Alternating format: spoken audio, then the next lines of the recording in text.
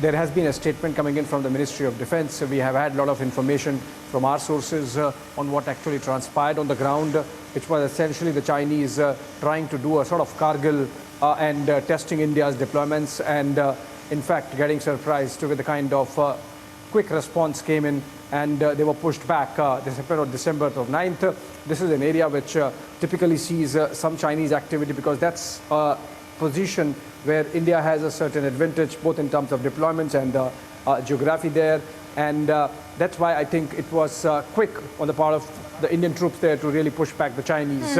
And last year also in the month of October, the Chinese tried to do that, again with similar results. But what is important is that they carried those clubs and tracer guns with them, and that's why this standoff had injuries on both sides. Of course, Indians were equally prepared, and we were carrying our own set of whatever is allowed as per the standard operating procedures. Remember, as per agreements of 1993 and 1996, subsequently revised in 2005, 2006, Indian and Chinese troops, when they are on patrol duty, are not supposed to carry weapons like guns. So the clash happened accordingly, and the Chinese, as of now, stand on their side of the line of actual control, and we are expecting more details from the defense minister, given the fact that the opposition from Asaduddin Owaisi to Mallikarjun Kharge and the Trinamool in between have tried to sort of corner the government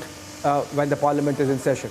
Yes. Abhishek, talking about the commander level talks that India and China has had since the Galwan clash, and let's not forget that Xi and Prime Minister meet at the G20.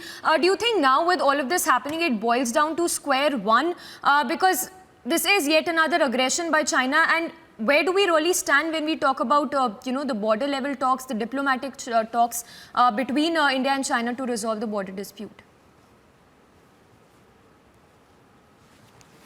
Question. So after 17 rounds of talks, both at the commander level and between the diplomats of the respective foreign ministries, things are actually back to square one, or they have not really moved, except for some pullbacks that have happened at these, Pangong Tso North and South Bank, and then the Kogra Hot Springs, Petroling Point 15, 17, etc.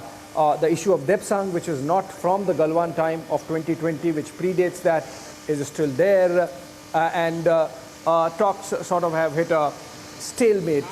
But that's what our External Affairs Minister, Dr. S. Jaishankar, has been emphasizing always, Samiksha, that the Chinese have to really back up their words with intent, which they have not been doing. They have been found wanting on that front. Remember, just last week at the Chanakya Forum dialogues being moderated by our in-house strategist, Major Gaurav Arya, the Chief of Army Staff, General Pandey, gave that hint that the Chinese are still there and they have not really pulled back. The situation insofar as troop deployments goes is very similar.